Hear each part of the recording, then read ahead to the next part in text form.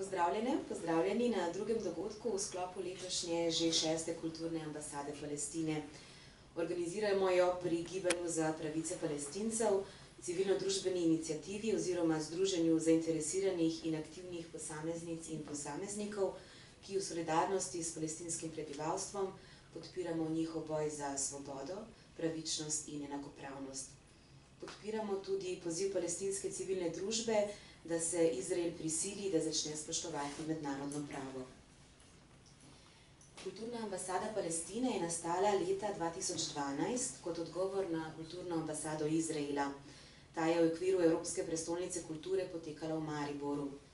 Razstava z naslovom Spremembe je prikazovala razvoj Izraela v 20. stoletju kot tehnično napredne, edine demokratične države na Bližnjem vzhodu, ki je modernizirala in civilizirala nenaseljeno puščavo, zemljo brez ljudi, za ljudi brez zemlje. Pod navidez objektivnim narativom modernizacije in civilizacije izraelska država skriva svojo sionistično politiko okupacije in apartheida, ki jo izvaja na zasedenih palestinskih ozemljih in znotraj lastne države. S kulturno ambasado Palestine želimo širiti razumevanje o dogajanju na Bližnjem vzhodu skozi palestinsko kulturo, glasbo, ples, arhitekturo, likovno umetnost, literaturo in poezijo. Ker letos obeležujemo več okroglih obletnic zgodovinskih dogodkov, ki so ključno vplivali na življenje palestinskega naroda, prek različnih dogodkov v sklopu letošnje kulturne ambasade Palestine naslavljamo 100. letnico Balfourjeve deklaracije iz leta 1917, s katero je britanska vlada enostransko obljubila ustanovitev judovske države v Palestini. 70-letnico resolucije Varnostnega sveta Združenih narodov iz leta 1947, s katero je bila Palestina razdeljena.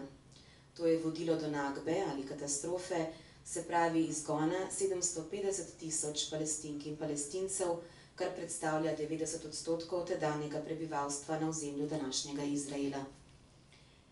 Obeležujemo tudi 50 let izraelske okupacije Zahodnega brega, Gaze, vzhodnega Jeruzalema in Golanske planote ter posledično izgradnje izraelskih naselbin namenjenih izključno Judom. Tudi 30 let prve palestinske intifade oziroma ustaje proti izraelski okupaciji in 30 let od nasilne smrti družbeno kritičnega in pronicljivega palestinskega umetnika Nažija Lalija. Razstavo njegovih družbeno-kritičnih risb si lahko še vedno ogledate v galeriji Janeza Bolke v Ljubljani. Omenjene obletnice nas opominjajo na dolgoletne kršitve temeljnih pravic palestinskega ljudstva ter na nenehne kršitve mednarodnega prava in resolucij Združenih narodov, ki jih izvaja država Izrael s podporo mednarodne skupnosti, tudi Evropske unije. Danes se bomo z novinarjema Davidom Croninom in Fareedom Taamallahom ter novinarko Kristino Božič v pogovoru z naslovom Evropsko stoletje v Palestini dotaknili leta 1917 in njegovega vpliva na 20. stoletje. Že jutri pa bo v Kinodvoru ob 19. uri predvajanje celovečernega filma V Najsoju režiserke Anne-Marie Jassir. V četrtek ob 18. uri v Pritličju bo pogovor o prvi intifadi z novinarjem Fareedom Taamallahom in predvajanje filma The Wanted 18.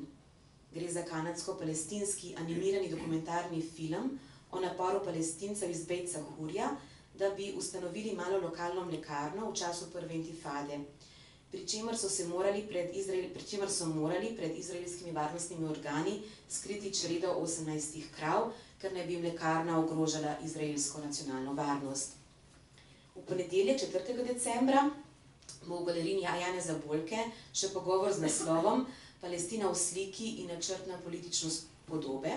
Z ilustratorko Samiro Kentrič in fotografom Joštom Frankom se bo pogovarjala novinarka Kristina Božič. In še zadnji dogodek v ponedeljek 11. decembra v Trubarjevi hiši literature predvajanje dokumentarnega filma že omenjenega umetnika Nažija Lalija An Artist with Vision režiserja Kasima Abida. Tako, zdaj bi predala besedo našim govorcem, pa potem tudi kasneje vam. Najlepša hvala. Eva, najlepša hvala. Lepo pozdravljeni vsi.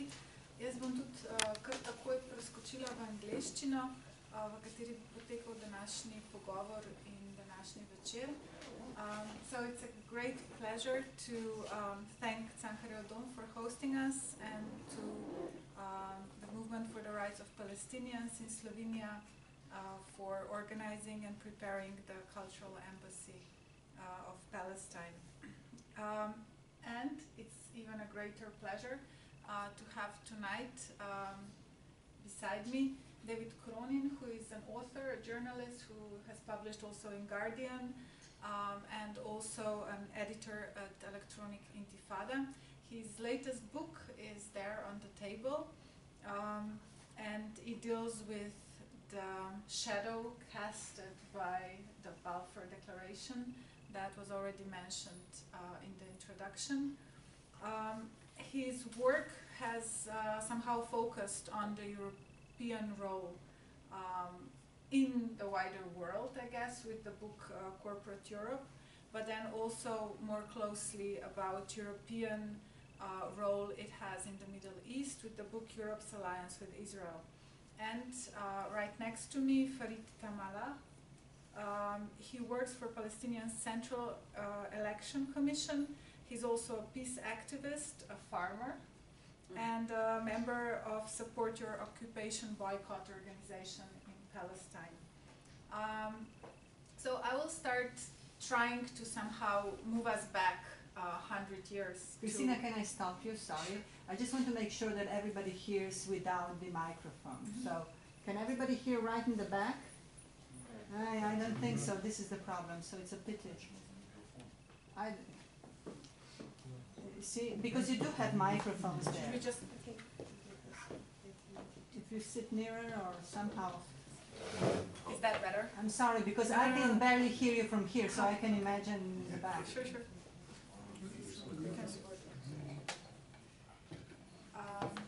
I'll just start with questions because I think they have much more important and interesting words to say now on the microphone.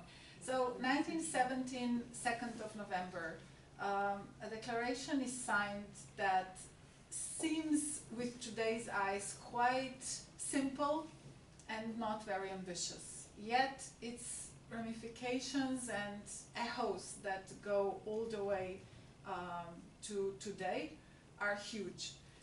What was the context, and was it clear from the first moment what was being done? That a land of people was being given by a country, an empire, who didn't really possess the land, to another group of people? Thank you very much, Kristina. Good to be back in Slovenia. Yeah, I think you actually hit the nail on the head there by pointing out that Britain, the key imperial power in 1917, offered a land that it did not own to a third party.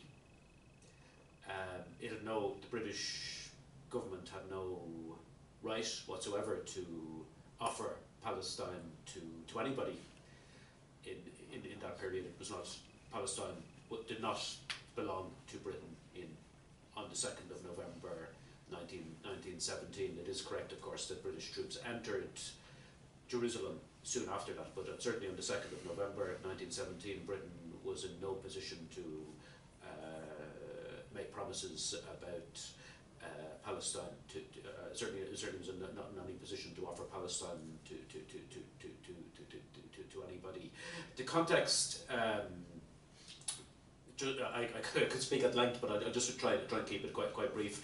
The key to in my opinion, the key to understanding the Balfour Declaration is, first of all, to look at the date of the Balfour Declaration, the 2nd of November 1917. Obviously, we're talking about a period during the First World War. We're talking about a period when it was considered that Britain was not doing too well in the First World War. There was even concern among some British military and political figures that Britain was going to lose that war. 1917 also was a period of revolutionary activity in Russia, and there were rumours I think it's fair to describe them as rumours. I think we could really call them, nowadays we'd probably call them conspiracy theories, but there are rumours about the influence of the Jews in the world. There was particularly influences that were quite, there were rumours that proved quite influential among the British elite about the influence of Jews in both the United States and Russia. In the British newspapers, the Bolshevik movement in Russia was perceived as a kind of a Jewish plot.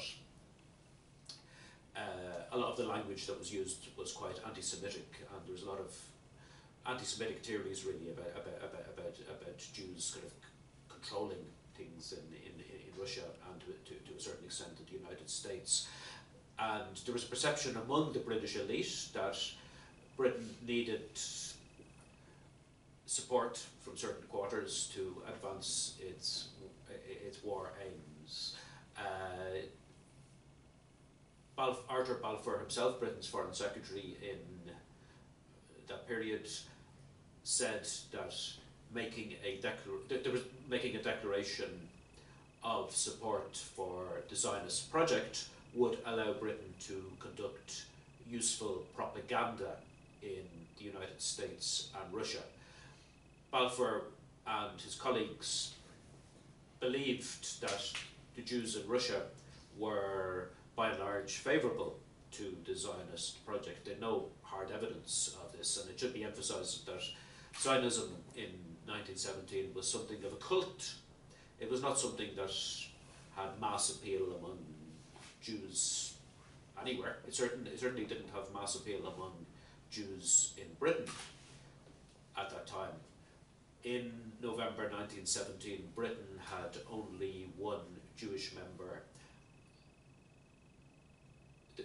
Britain had only one Jewish cabinet minister, a man called Edwin Montagu. Edwin Montagu, like many other prominent Jews in Britain, was completely opposed to the proposed marriage between Zionism and imperialism, British imperialism. He argued that it was wrong to conflate nationality and religion.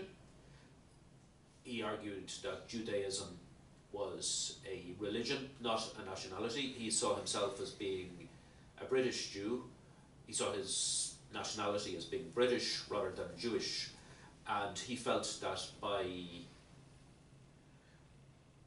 supporting a project aimed at moving Jews from Europe to Palestine, Britain was really playing into the hands of the anti-Semites of the world. It appears that he personally was concerned that he and other Jews would come under pressure to leave Europe for Palestine, something that he did not want to do. And he argued quite forcefully and with considerable prescience that making a declaration of support for the Zionist movement was essentially an anti-Semitic act. Now, it seems that Palestine is always a place where a lot is being said about history, and history is important. In his book, David mentions today there is a Balfour Street in Haifa.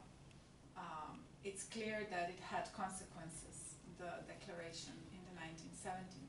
What does it mean for someone living in the West Bank? Thank you. Thank you everybody for coming, and it's my first time here in Slovenia. I like the country. So nice people, cold weather but warm people. In Palestine, the Balfour Declaration is a daily life for Palestinians. We live the Balfour Declaration. It's not a matter of anniversary. We are living it every day. So far, after 100 years, we still live the consequences of the Balfour Declaration. And every Palestinian child, if you ask him about Balfour, he will give you the full answer about what it means, what is Balfour and what is the declaration. By the way, people that don't know in general in Palestine that Balfour is a guy or a man or a human. They think that it is like something linked to evil or devil or whatever. So the Balfour Declaration brought with him all the catastrophes for Palestinians, starting from the opening the immigration for Jewish to come from all around the world to come to Palestine. You know, when the declaration took place, the percent of Jews was less than 5% of the population in Palestine. About 2%. 2%. Yeah. And Christians were around 20%. The rest were Muslims. And even after that, I will not talk about history, but I want to say that on that time there was no problem in Palestine between Muslims and Jewish and Christians. We were all Arabs, Palestinians, living in the same country. We didn't have any problem with each other.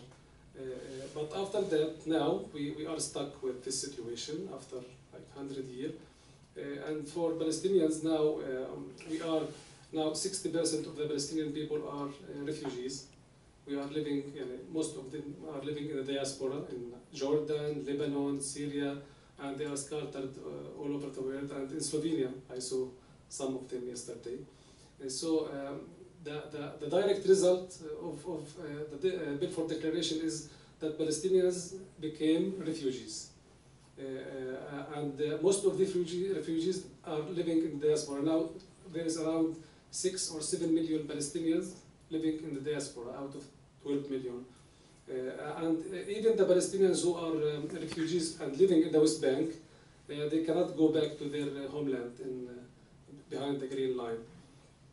So for us now, after 100 years of Balfour, after 70 years of Nakba, and after 50 years of Naksa, there is Nakba and Naksa, we are still living under a very bad situation. Now, what is more, or what is worse, is that now the occupation is not visible. You cannot see it. When you come to Palestine as a tourist, maybe you will not see direct things about occupation. You will see the wall, maybe, some checkpoints, but the system is very smart that you can't see. So I was talking to many of my friends about the pyramid system. You know that now Palestine is divided into 3 or 4 areas. We have the Green Line, which is Israel. We have the West Bank, and we have Gaza. And in the West Bank, even the West Bank is divided into Area A, Area B, and Area C. So Palestinians who are living in the cities, it's called Area A, which means that the control over the citizens and the security is given to the Palestinian Authority. And Area B, where my village is, the Palestinian Authority is responsible for the healthcare, the education, but not responsible for the security. In Area C, which represents like 65% of the lands in the West Bank, the security and the full control is for Israel. So they are dividing the divided. They are trying to put in our minds that we are Palestinians 48 or Palestinians refugees in Lebanon, West Bankers, Gazans, Area A and Area B, North and South. Jerusalem people is another story. And all the Palestinians in the West Bank and in Gaza are not allowed to enter to Israel, including Jerusalem. For me, as a Palestinian who live in the West Bank, I have never been to Gaza. I am now in Slovenia, in Europe. I went to Japan, to America, to South Africa, but not to Gaza, because I'm not allowed to. I'm not allowed to travel from Ramallah to Gaza, or from the people from Gaza to come to Ramallah. Not only Gaza, but also Jerusalem, which is 6 kilometers away from where I live. I cannot go to Jerusalem. I cannot go even if I have a good reason. For example, I am sick, I'm not allowed to get a permit. And the whole permit thing, that any Palestinian who wants to go to Israel for work, for business, for hospital, he should have a permit from the Israeli army. And these permits are given under some conditions. And if you resist any kind of resistance against occupation, you will be denied to get the permit. And even they bargain you for the permit. For example, me, myself, my daughter was sick, and she has to go to the hospital in Jerusalem. And we applied for a permit, including the papers, all the papers required.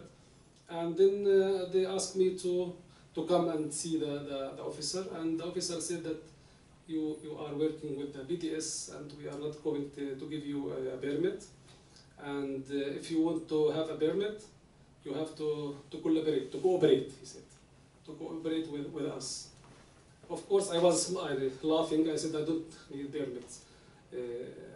And my case is not an isolated case. It is a phenomenon that the Israelis are trying to use the permits to force Palestinians to be collaborators, working with Israel.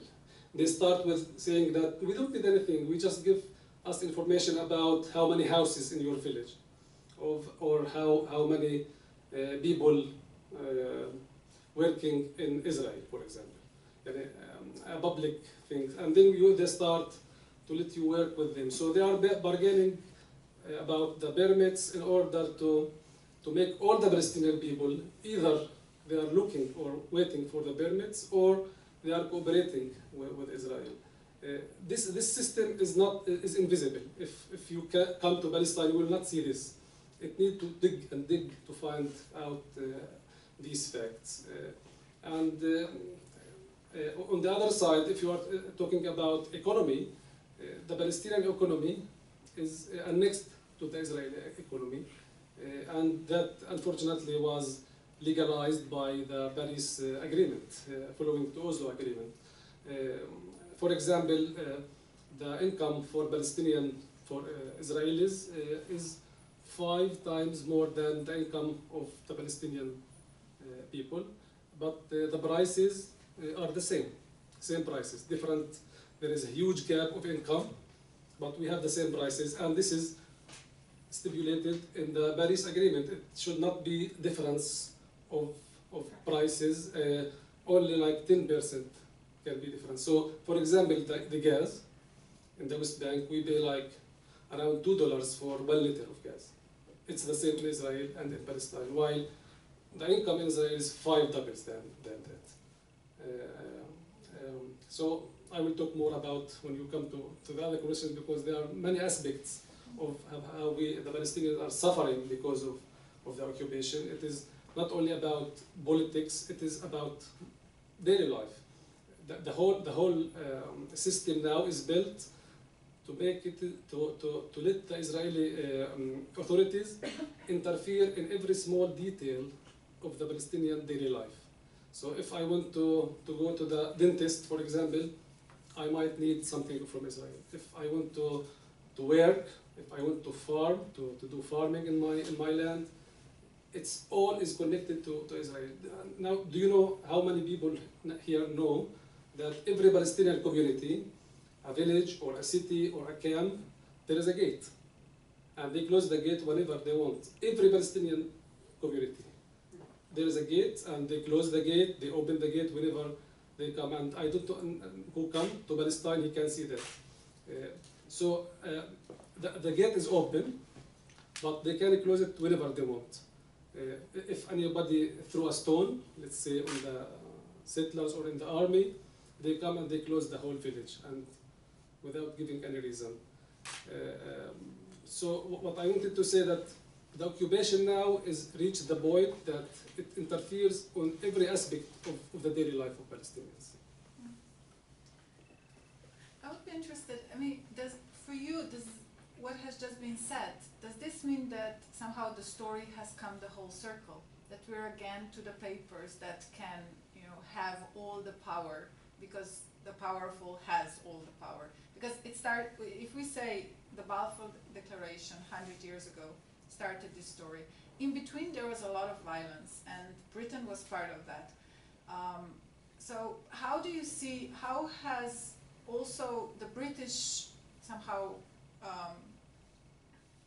cooperation or support to Zionism and later on to Israel helped come to the point where it is papers that are enough to suppress people? It is papers that are enough to suppress in people. In terms of, for example, the permit system, or giving citizenship, or Okay, well, just to explain, I presume among those papers, we're talking about documents, talking about the Balfour Declaration, obviously being a document, but it's not simply a document that was allowed to gather dust. The Balfour Declaration was incorporated into the League of Nations mandate, under which Britain came to rule Palestine between the two world wars. So we're talking about the period between the 1920s and the 1940s. And the reason why it was incorporated into the League of Nations mandate is very simply because the Zionist movement and their allies in the British government demanded that it be incorporated. At that time, there was a lot of talk about the principle of self-determination for colonized people.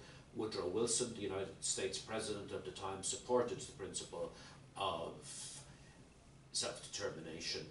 But an exception was made in the case of Palestine. An exception was made largely because people like Chaim Weizmann, a key Zionist lobbyist in Britain, demanded that the exception be made. Chaim Weizmann was a scientist based in Manchester who had contributed to the British munitions programme during the First World War, and it appears that rather than being paid for his contribution, he was paid financially. He was kind of paid in kind, so to speak. He had a chat with David Lloyd George, the British Foreign Secretary at the time. Lloyd George asked him, what would you like in return for helping Britain's war efforts? And he said, well, I'm not looking for anything personal, but I am looking for you to hand over a land called Palestine to the Zionist movement. And to come, you mentioned the phrase, just a bit, I'm obviously going to fast forward here, but if people have questions about the historical aspects, of course, I'm happy to answer them. But you used the phrase there, Kristina, about coming full circle, and I think that phrase is quite appropriate. In November 1917, the Zionist movement needed an imperial sponsor to realise its objective of stealing Palestine, and Britain was willing to be that imperial sponsor. In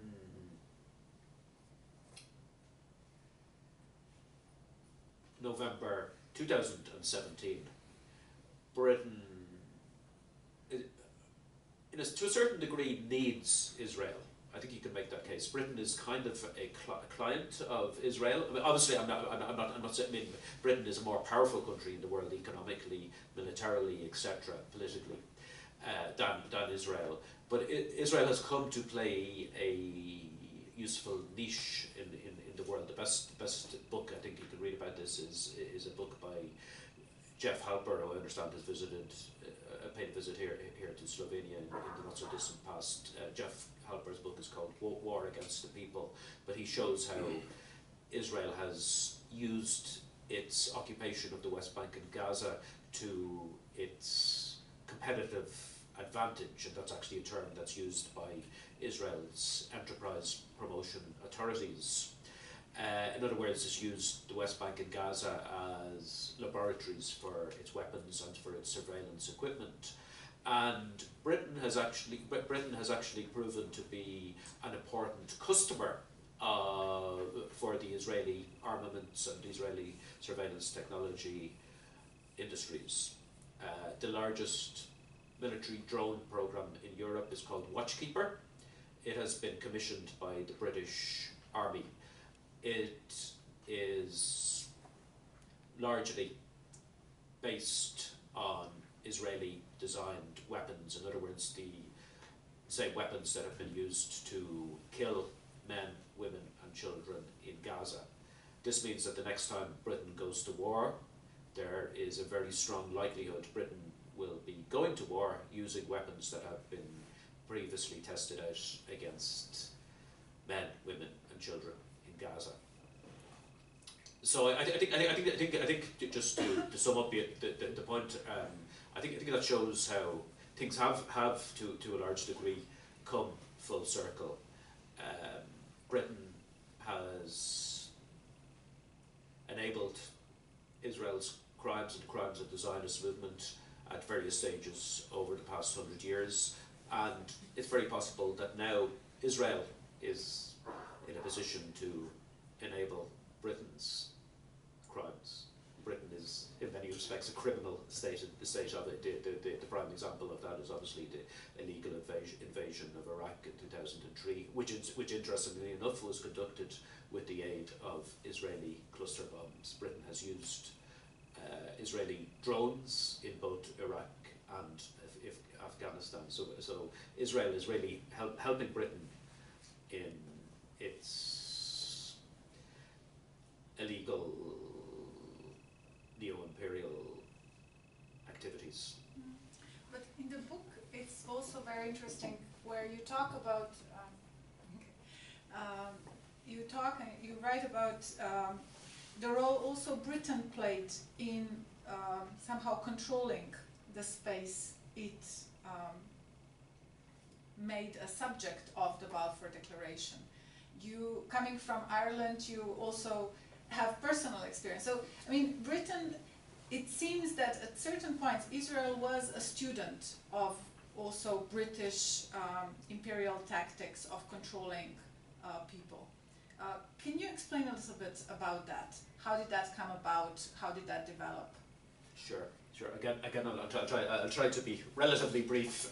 You mentioned, I won't take the fact that you mentioned Ireland to give as an excuse to give a long lecture about Irish history or anything like that. But just to give a tiny bit of context. The reason why I wrote this book is because I learned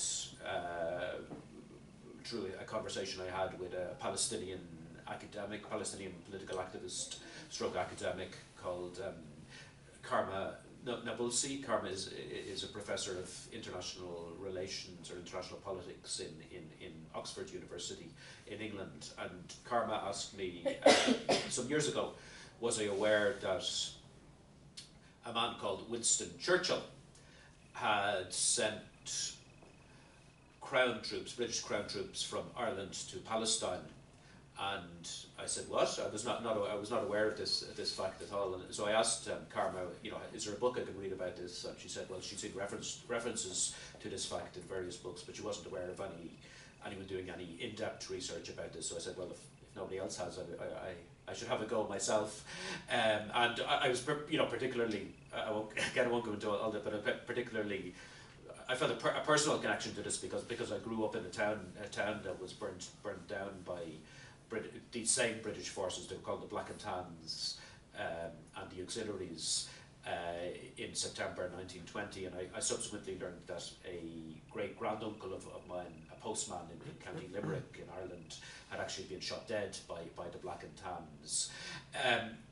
Just to come to the second part of your question, Kristina, about Israel being a student of Britain, I think there's no doubt, and this has been documented, that Israel has based its present-day occupation of the West Bank and Gaza on regulations, so-called emergency regulations, that were introduced by Britain when it was in direct charge of Palestine between the two world wars.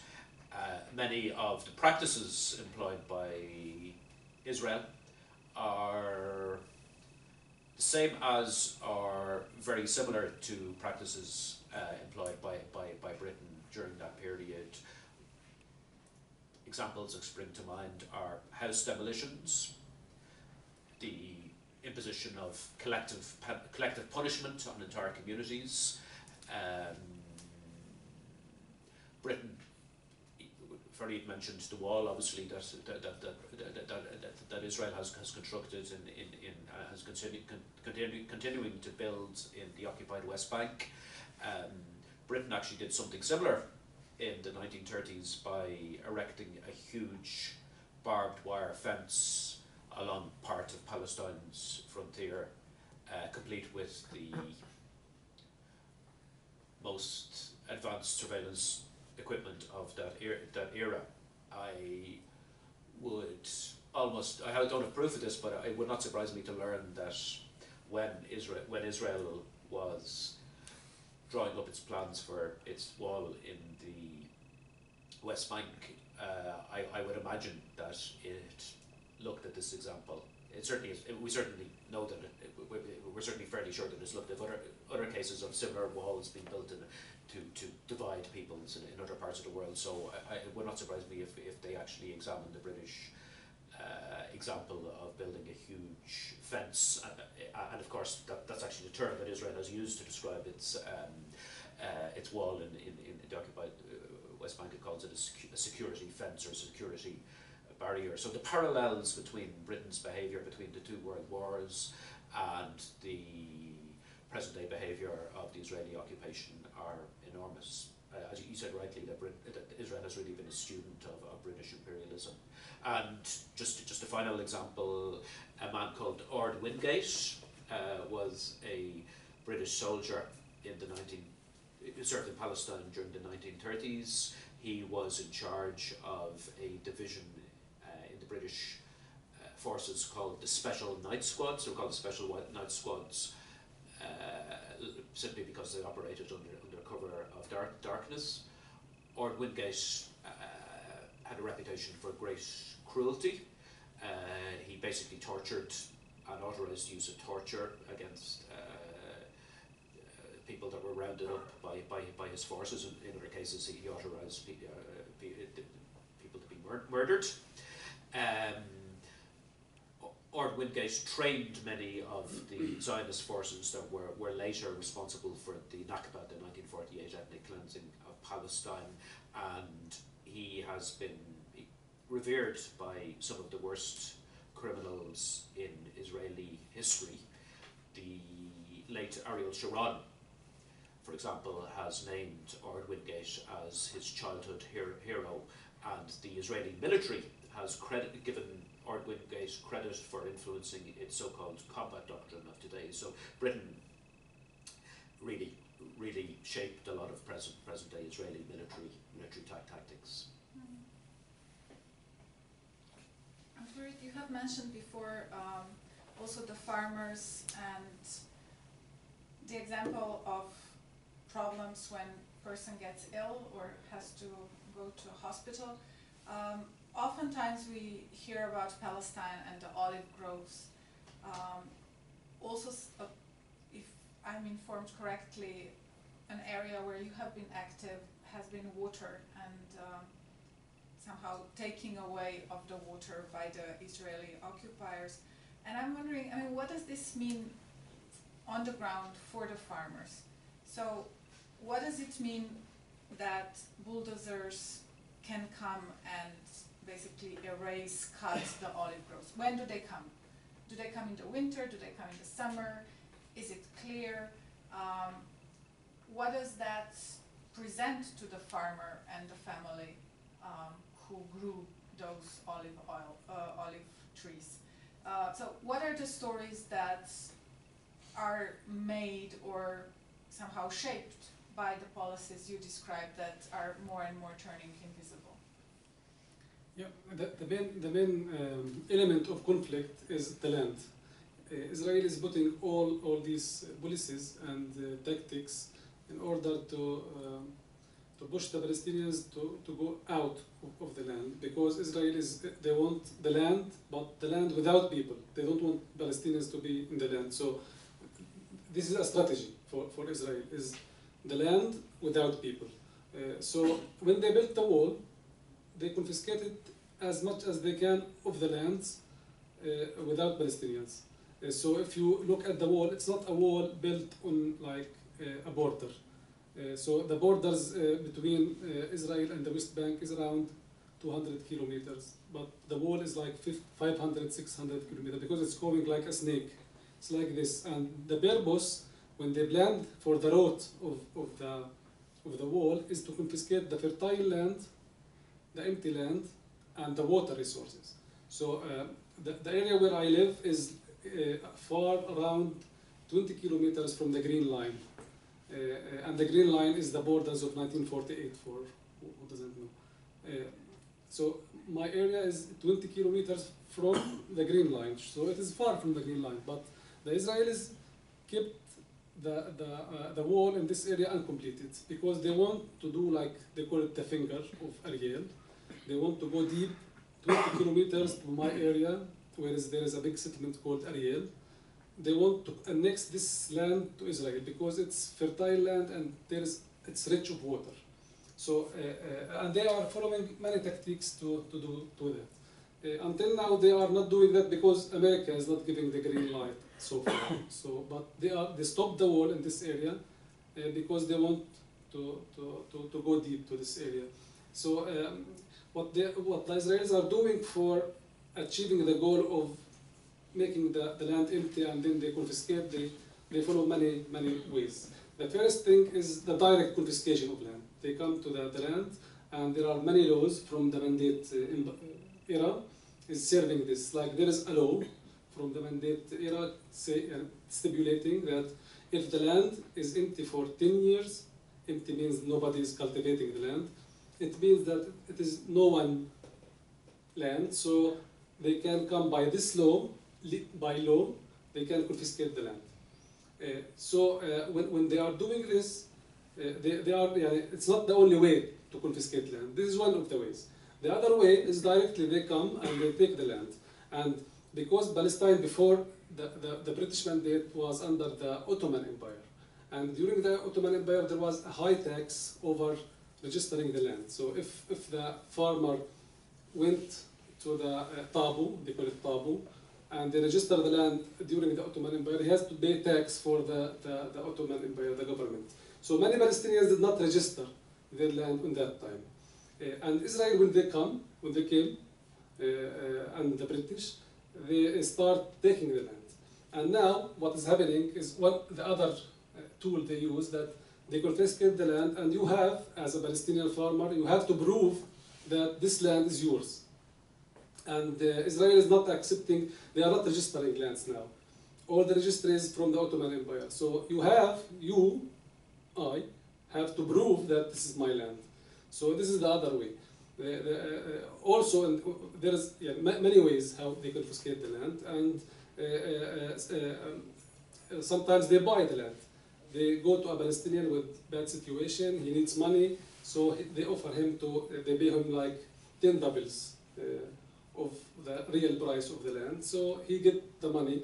And then, because there is no borders, it's not registered, they can come and take all the mountain, and let's say they buy 10 dunams, and then they take the whole mountain, because there is no definition or registered borders of the land.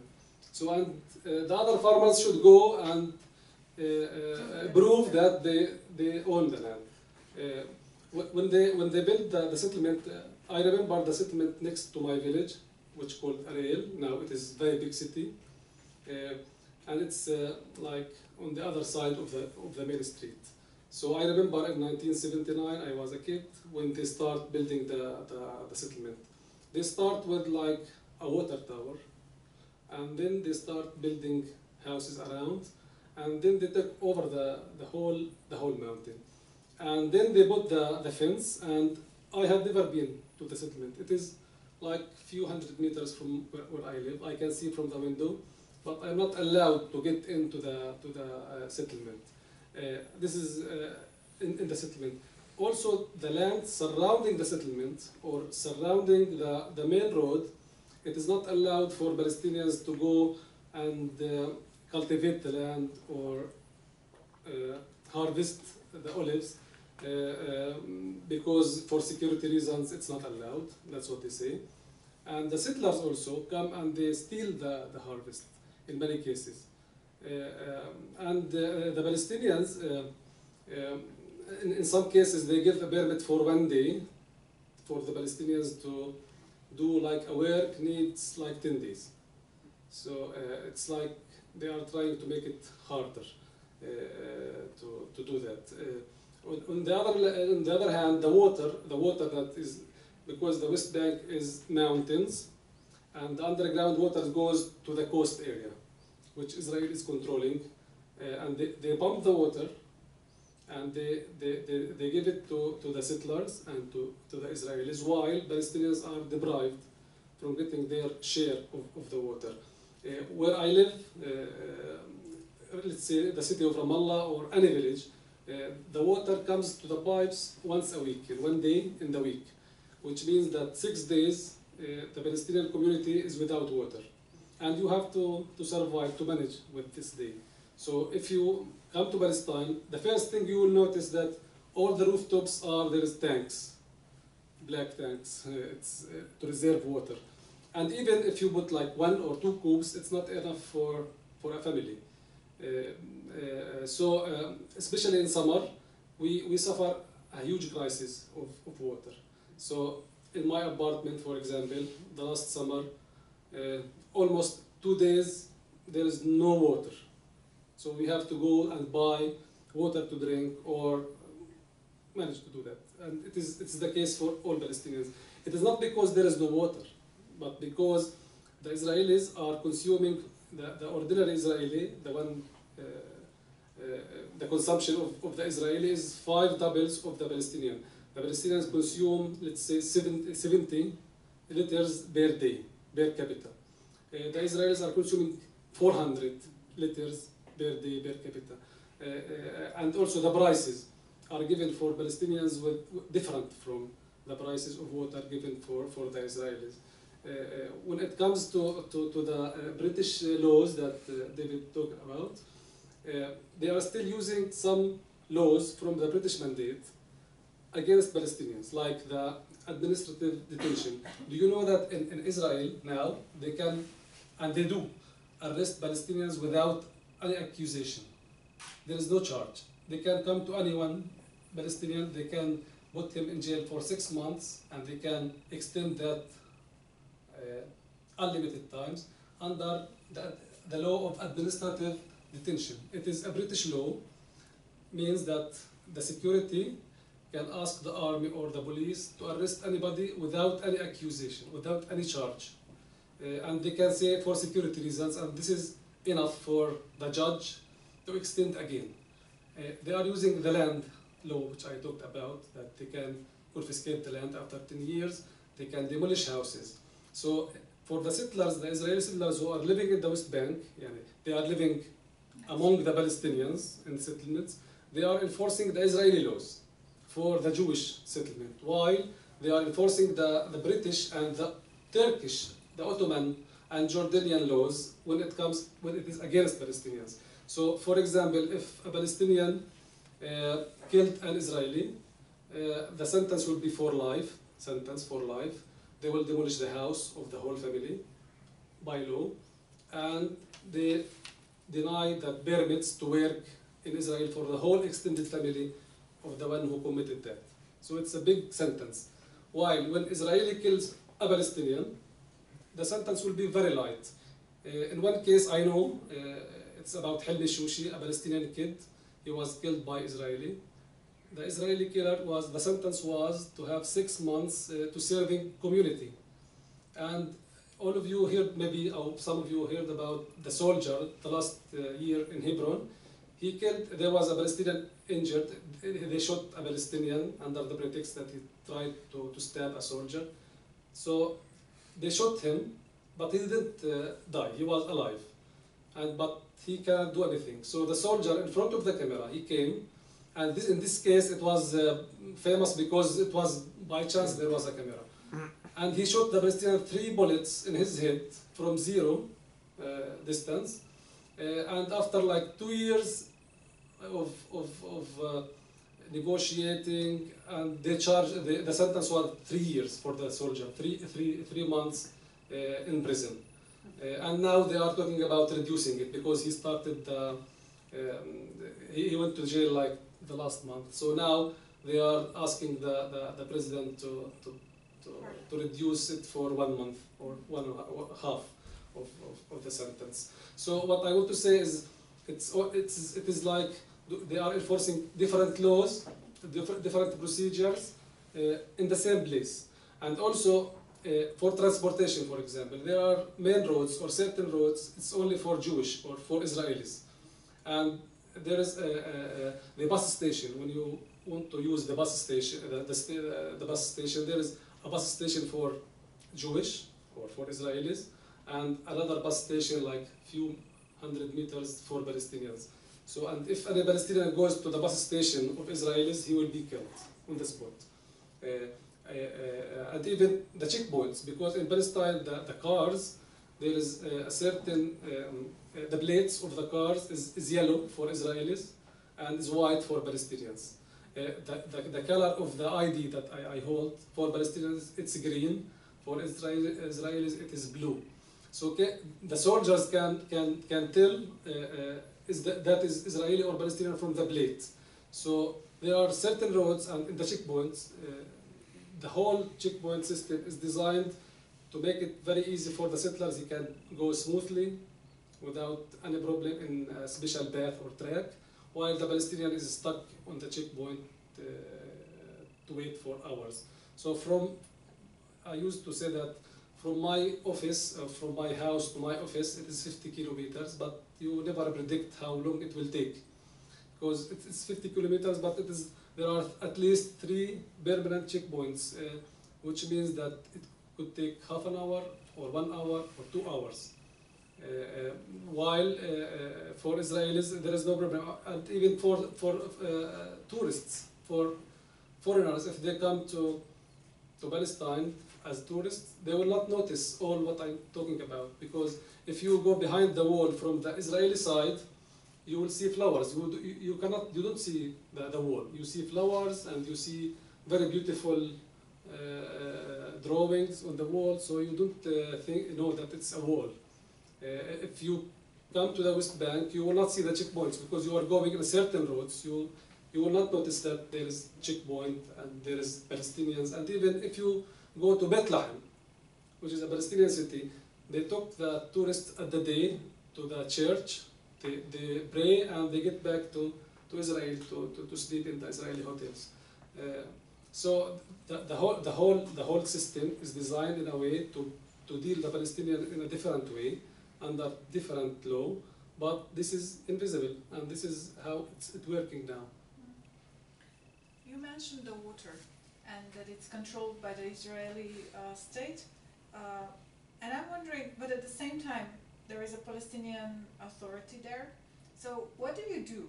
To who do you complain when there is no water coming from the pipes? So it depends which area you live, because they divided area A, area B, area C. In area C and area B, you go and you trying to talk to the Israeli company, because it's directly giving the water to Palestinians, Mikorot. If you are living in area A, which is the cities, you go to the Palestinian Water Authority, which they have nothing to do. They just tell us that there is no water in the pipe. It's the Israeli share. They are not pumping water for Palestinians. And according to the Oslo Agreement, it's not allowed for Palestinians to dig new wells to pump water. So the wells that are allocated for Palestinians are like in certain number. The population is increasing, but it's not allowed to have more wells. According to the Oslo Agreement, it needs to have the consent of the civil administration, the Israeli civil administration, to dig any well to have water. And the consent of the Israeli military means no, they will not get any consent. So Oslo Agreement was signed like 25 years ago, So all this, the water share is fixed while the population is increasing. But on the Israeli side, there is no crisis. In the settlements, I see the swimming pools, I see the green gardens across the street, from the other side of the street. So it is not a matter of, because Israel is trying to say that it's a water crisis in the Middle East and we are part of it. No, it is not a water crisis. Because if it's a water crisis, it will be a crisis over all of us. But I see that the Israelis and the settlers are enjoying the water the whole week, but Palestinians, they don't. David, you mentioned before that Zionism at the beginning of the century was more like a cult than mainstream political ideology. It has changed in that way. In 1975, there was a General Assembly UN resolution saying that Zionism is a form of racism. However, even today, it still has political power and somehow legitimacy in the eyes of the world, it seems, or at least a big part of it. It's openly used as ideology of Israeli state supported by the West. How do you see, how has this happened? You know, coming from the cult to the main political ideology, and you know, can it, given that there have already been criticisms towards Zionism, can anything more be done to expose the problems it brings as a concept? Okay, maybe there's two important points to make there. The first point, I already touched on this, but I think it does need to be emphasised time and time again that there is a fundamental difference between Judaism and Zionism. To put things very simply, Judaism is a very old religion. Zionism is quite a recent political ideology. It really dates from the late 19th century, or at least that's the time when it began to become organised. And the reason why it's important to make this distinction is because Israel, the state of Israel, and its supporters deliberately tried to blur that distinction.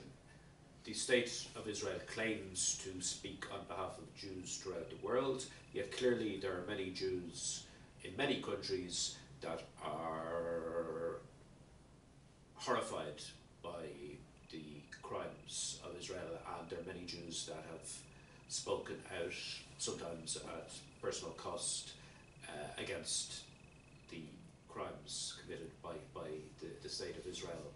Why has Zionism endured as an ideology? The best explanation I can come to is that the Zionist movement has managed to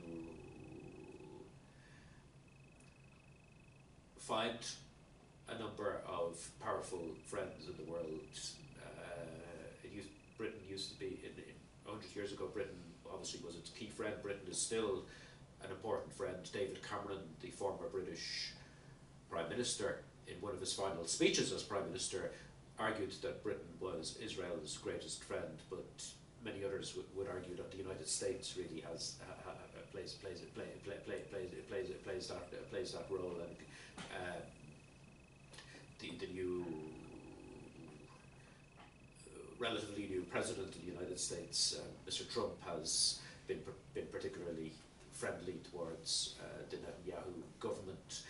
So that's really the best explanation I can come to. That, you know, why Zionism has managed to remain such a toxic ideology and a harmful ideology in terms of the effects it's had on the Palestinians, is the fact that Israel's crimes have been enabled by some of the most important countries in the world, particularly the United States, Britain, France. The European Union has an appalling role to play, and just to emphasise, Slovenia might be a small country, but it's part of a powerful club called the European Union. Slovenia on occasions has even held the rotating presidency of the European Union.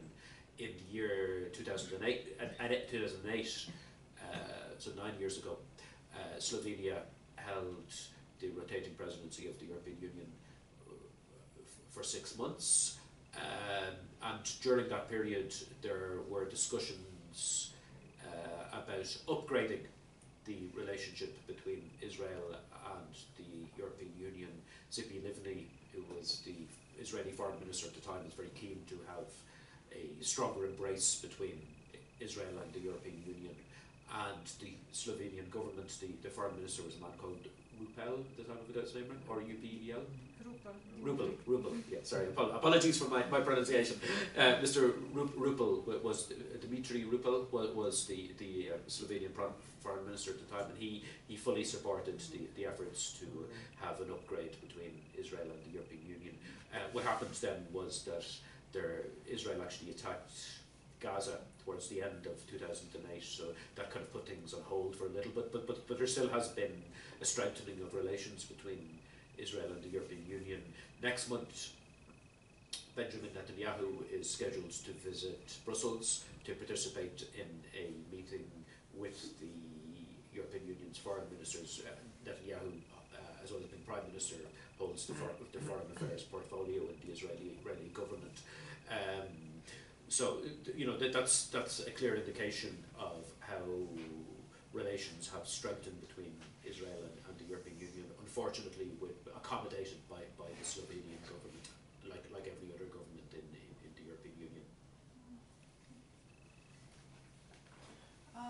What has been described that's happening on the ground seems to be leading quite clearly to greater and greater poverty for the majority of Palestinian population. So empowerment of the people. Why is that of interest to Israel, or what does that create? You know, how does it? Because, yeah. I think the point. So just because Israel is obviously and quite clearly militarily superior in relation to the Palestinian. Yet it continues with the policies that make people more and more poor, so poorer and poorer. Why is that of interest to Israel? Simply because the Palestinians will leave the country. All this is trying to push Palestinians to go outside, because, as I said before, the core issue is the land. Since there are many Palestinians living on the land, so there is a problem for Israel. So they are trying to make the Palestinians leave voluntarily, not to be transferred in force.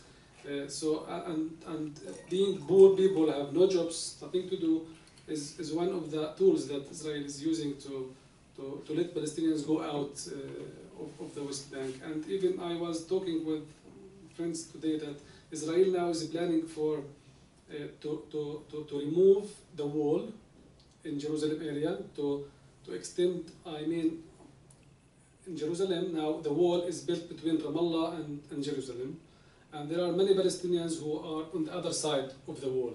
They became Israelis or holding the Israeli citizenship. So with time, Israel, part of the problem with Israel and Palestinians, that demography is very important for Israel. All the time they are thinking about they should be like superior than Palestinians when it comes to demography. And all the time they are doing statistics, making sure that what year the Israelis will be equal to Palestinians. So especially the Palestinians in Israel, because they are a small Palestinian minority, they considered as Israelis who stayed in their lands in 1948.